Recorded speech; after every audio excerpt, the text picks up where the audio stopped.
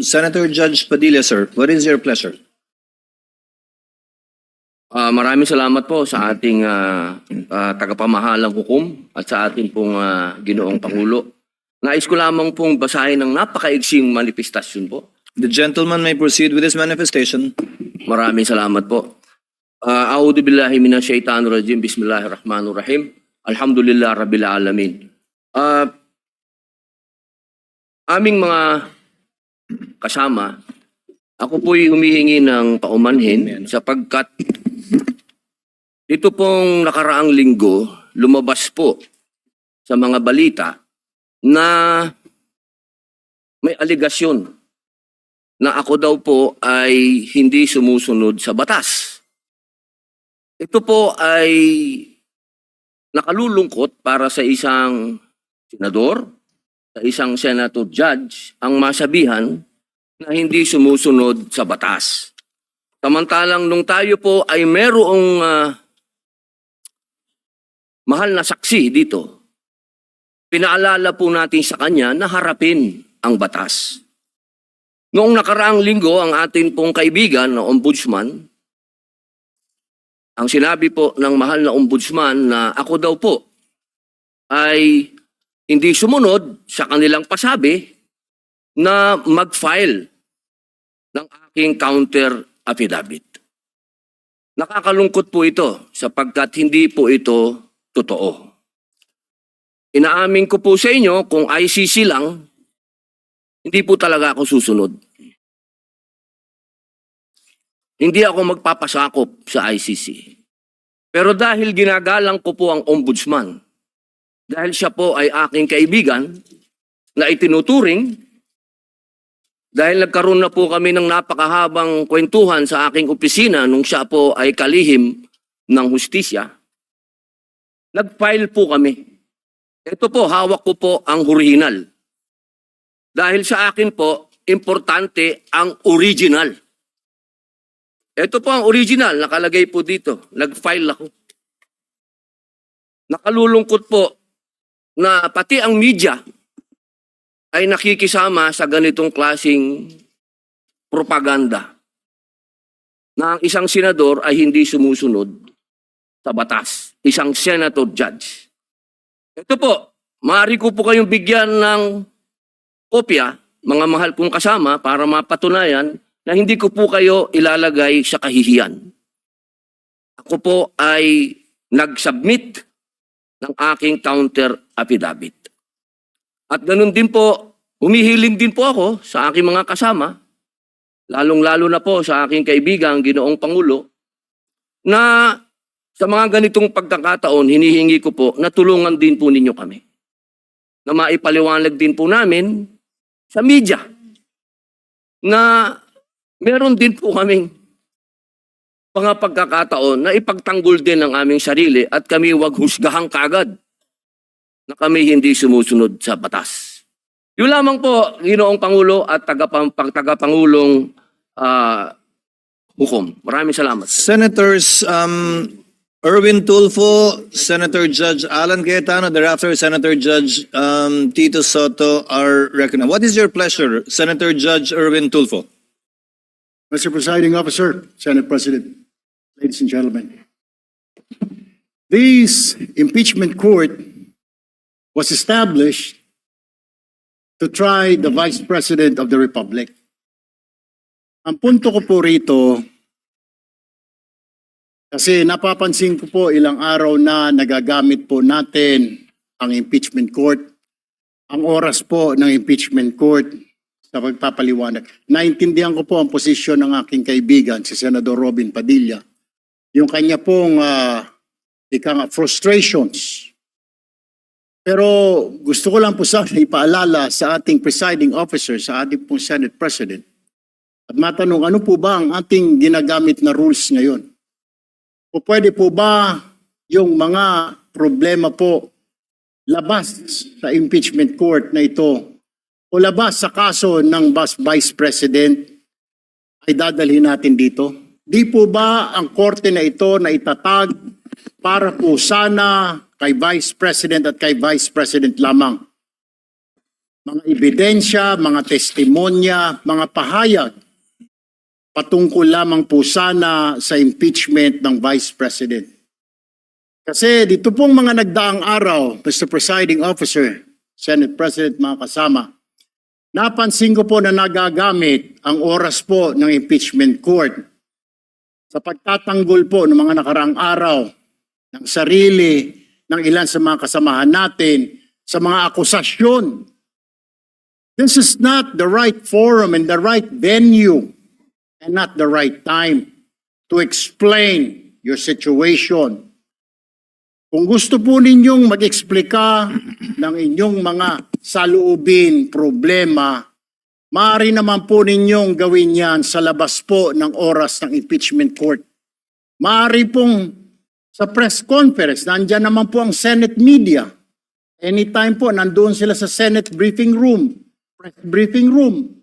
Maaari din po sa Facebook o sa YouTube magpaliwanag.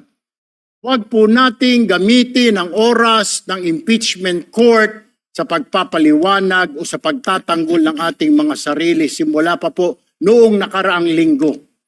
Because the time we waste here to defend ourselves, defend what we believe or what have you, is an injustice to the Vice President. Yung oras po na ito dapat ilaan natin sa pakikinig sa depensa ng Vice Presidente, sa mga akusasyon laban sa Vice Presidente, hindi po pagdidepensa sa mga sarili natin kung tayo inaakusahan ng kung anong mga ahensya, kung tayo po ay may mga kaso, may mga investigasyon. This is not the right forum, Mr. Presiding Officer, Mr. President, Senate President. This is not the right place. This court was established, was created, the impeachment court, for the Vice President and Vice President only. This should be her time. This should be her forum, not our forum here na ilabas natin ang saloobin natin, mga sagot natin sa mga akusasyon, mga kaso laban sa atin. And this is not also the time, Mr. President, Mr. Presiding Officer, na hanapin yung mga kasama nating nawawala, nakakulong, dapat po doon sa Senado natin, sa sesyon natin, and not here in this court, Mr. Presiding Officer, Mr. Senate President. Kaya pakiusap ko lamang po sana sa ating mahal na Presiding Officer and Senate President, let us follow the rules. May rules ho tayo. Kung hindi naman ho patungkol sa Vice President na sasabihin natin, hindi naman po patungkol sa depensa o prosekusyon ng Vice Presidente natin, then wag na ho natin payagan na magsalita pa po dito because nasasayang.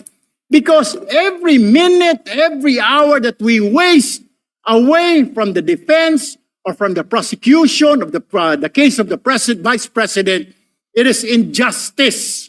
It is called injustice to the Vice President, to her family, yung anguish, yung kanyang sama ng loob, yung oras na nakabinbin ang kaso na ito. Let us do this impeachment trial as quickly as possible. If we have to clear the Vice President, then let's clear her. If we have to prosecute, then prosecute her with the evidence kung meron. Not waste our time kung ano-anong sinasabi natin dito to protect ourselves, to defend ourselves. This is not the right forum, Mr. Presiding Officer. Kindly wind up, Mr. Senator Senate Judge President. Erwin Tulfo. This is not the right forum for us to defend ourselves. Bring it somewhere else. Bring it to the press. Bring it to the social media, but not here. Thank you, Mr. President. The remarks of the gentleman are noted. Earlier, Senator Judge Alan asked to be recognized. Are you yielding in favor of Senator Judge Padilla? And thereafter, Senator Judge Soto, thereafter, Senator Judge Thank you, Padilla, Mr. before the Presiding chair Officer. makes a ruling on the matter. Yes, Senator Judge Alan Cayetano is recognized. Thank you. I'm You may happy. proceed, sir. I'm happy I finally heard Senator Judge Erwin Tulfo is concerned about the justice or injustice to Vice President Sara. That's good news.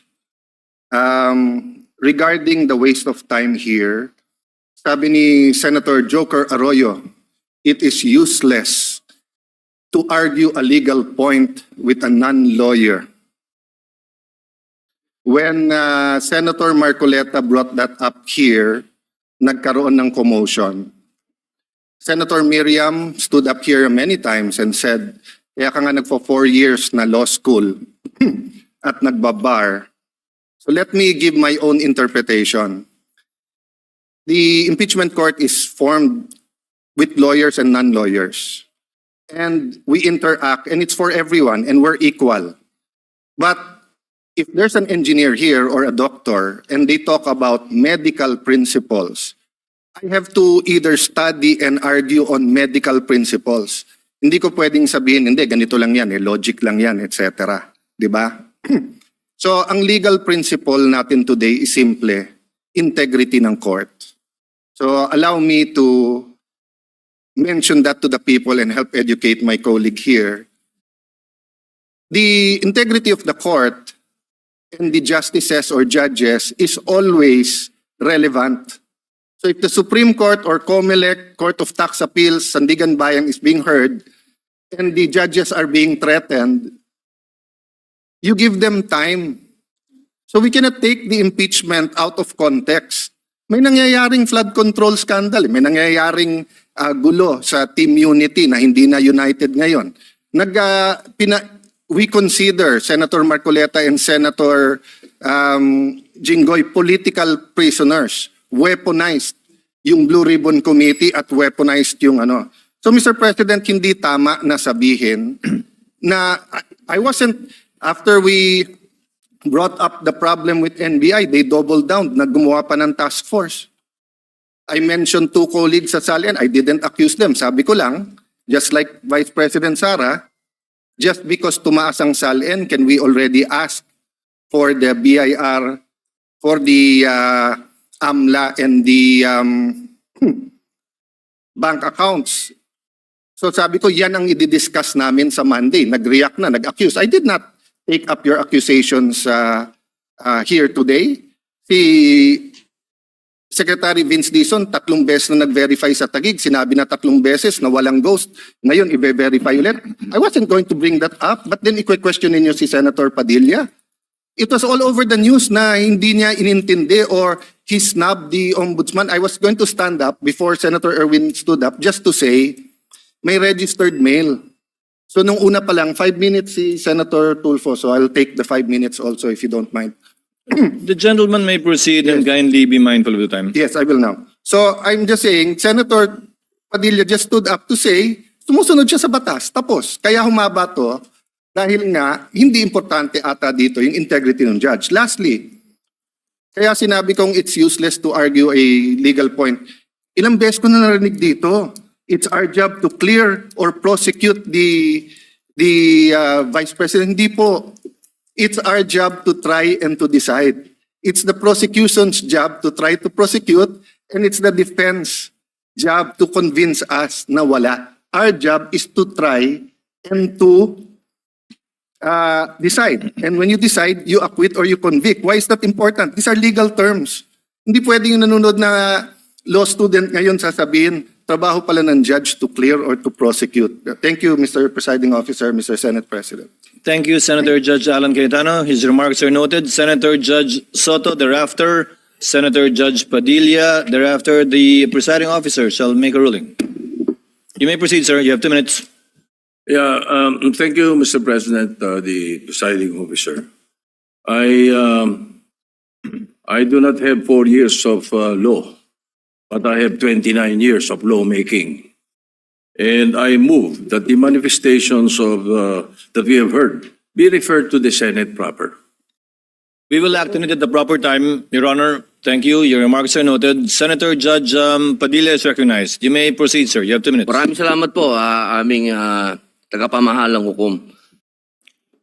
Ito pong kasuotan natin sa mga oras na ito, hindi lamang po ito nire-represent ang impeachment ng ating pangalawang Pangulo.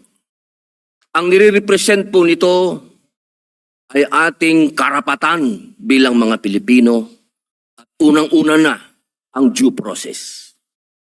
Ito po yun ang ibig sabihin. ikaw ay pangalawang pangulo, ikaw ang pangulo, ikaw ay senator judge, ikaw ay magsasaka, ikaw ay mangingisda. Kailangan may due process. Yung pong nangyari sa akin, na ako po ay nahusgahan na kagad bilang senator judge, ang pinaglalaban po natin integridad ng korte na to at ng mga senator judge. Kaya sana po wag nating kalimutan na ang bawat Pilipino ay may karapatan, lalong-lalo na sa usapin na ikaw, ako, sa oras na ito, ay senator judge. Yun lamang po, napakaiksi lang.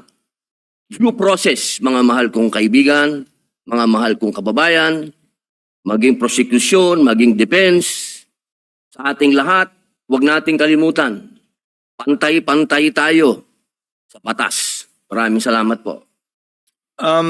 Senator Judge Pangilinan, what is your pleasure, sir? Just a very quick manifestation, Mr. Presiding Officer. Earlier, former Senate President Soto moved that these matters be referred to the Senate. This is precedent actually. During the Estrada impeachment trial, the father of Senator Cayetano Alan, Senator Rene Cayetano, made a manifestation regarding a case that was supposedly being prepared, a criminal case to be filed against him. It was raised in the impeachment court, but ultimately the impeachment court agreed that the manifestation was referred to the Senate as a legislative body. So there is precedent for this. Yes, the court allowed then Senator Rene Cayetano to make his manifestation, but eventually it was resolved that the matter be referred to the Senate as a legislative body. So we move for the previous, yes, we call for the previous question, Mr. President. Senator Judge Cayetano? I think the presiding officer ruled that we will take it up later on, but if Senator Judge Pangilinan will insist, then I have to object on a point of order. Rule 6 says, the last part, the provisions of the rules of the Senate and the revised rules of court shall apply suppletory whenever applicable. And in the rules of the Senate, whenever the senator feels threatened or anything happens, whether pinatayan ng aircon, whether may nakatutok na barel or sinaran ng pinto, he can rise on a point of personal and collective privilege. We didn't do that para umikli. Now, if we're going to argue today rather than ask them about due process, with a simple manifestation from Senator Padilla na hindi totoong binabastos o binabaliwala ang ombudsman, registered mail lang kaya hindi pa nadagdag. So, hindi kami ang nagwe-waste ng time. We can have a caucus, we can talk about it. You want to debate that now? With the permission of Senator Judge Pangilinan, to abbreviate the proceedings, Mr. President, because I was alluded to, Mr. President. May I just very quickly, Mr. President, Rule 6 on... you may proceed, sir. Thank you, Mr. President. Rule 6 of our impeachment rules, Mr. President, which was quoted by Senator Cayetano as being suppletory. Mr. President, that refers to evidence, rulings on evidence in the impeachment trial. It does not refer to privileged speeches. Therefore, the suppletory nature of the rules of court, as well as the Senate rules, refer to matters pertaining to evidence and no other, Mr. President. But in the spirit of liberality, we will allow that. That's precisely why we did not object when he spoke last week. But let us not abuse the liberality of this court, Mr. President. With the permission of Senator Judge Tulfo Erwin, the chair will make a ruling because I believe it is also his position not to prolong this matter in discussing collateral matters not pertaining to the articles of impeachment that we are hearing and trying before the impeachment court. The chair rules that the manifestation of Senator Judge Padilla shall remain in the records. We cite as a precedent to the precedent mentioned by Senator Judge Pangilinan where the speech of former Senator, the late former Senator Rene Cayetano was not expunged from the record, but referred to the Senate impeachment, Senate rather, as a legislative body where it may be taken up. I asked the indulgence of the parties to this case. Wala po kasi kaming sesyon. Ito lang po ang pagkakataong nakakapagsalita at nagkikita-kita kami habang recess kami. Pero umaasa ako, within hearing distance of my colleagues, na kapag ka nag-resume na po ang Senado sa susunod na linggo matapos ang sona ng Pangulo, may pagkakataon na po ang bawat miyembro ng Senado bilang senador, hindi bilang senator judge, na mailabas yung mga hinaing o anumang nais nilang sabihin kaugnay sa anumang nagaganap o nangyayaring hindi tama sa kanila o ginagawa laban sa kanila. And that I think is the proper forum for us to ventilate, discuss, look into, and if necessary, investigate the allegations and or accusations against senator judges in their capacity likewise as senators. So ordered. Officer. What is the pleasure of Senator Judge? I will just Cayetano? manifest, I correct myself, it was stamped, not registered mail. And since I agree with the ruling, I will not anymore argue the Thank you, other sir. rule that correlates with Rule 6. Thank you. Thank you, sir. Noted that it was stamped. The Senate President, thereafter, Senator Judge Erwin Tulfo. Thank you, Mr. Presiding Officer. Hopefully, we can move on after the manifestations of the gentlemen. Let me appreciate and thank the ruling of the Presiding Officer to refer the manifestations as well as the comments of our colleagues to the Senate acting as a legislative body. 8 days na lang po ay magko-convene na ang Senate at doon rin ho natin pag-uusapan itong mga mahalagang bagay na pag-usapan ho natin ngayon at kanina po ay narinig ko po yung komento ng ating kasamaan si Senator Romy Padilla at ito po yung mga bagay na dapat rin po nating talakayin pag nagbukas na po ang Senado in 1 week's time. So with the indulgence of our colleagues, importante ho yung oras ng trial sa mga darating na panahon. Nasabi ko nga nung mga ilang araw na mahaba pa yung ating dadaanan. Ito ay 7th day pa lang out of the 102 days na dadaanan ho natin. Kaya bawat oras, bawat segundo ay napakalaga.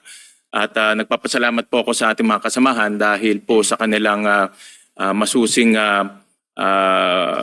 pag-participate ho dito sa ating impeachment. Pero dadating rin po tayo doon sa pagtatalakay nitong mahalagang issue pagbukas po ng Senado. Maraming salamat, Mr. Presiding Officer. Senator Judge Erwin Tulfo, briefly, sir, so that we can proceed to the matter on hand. Very quickly, Mr. Presiding Officer, can we start now? I was about to, sir. Thank you, sir. We wasted 26 minutes for nothing. Thank you po.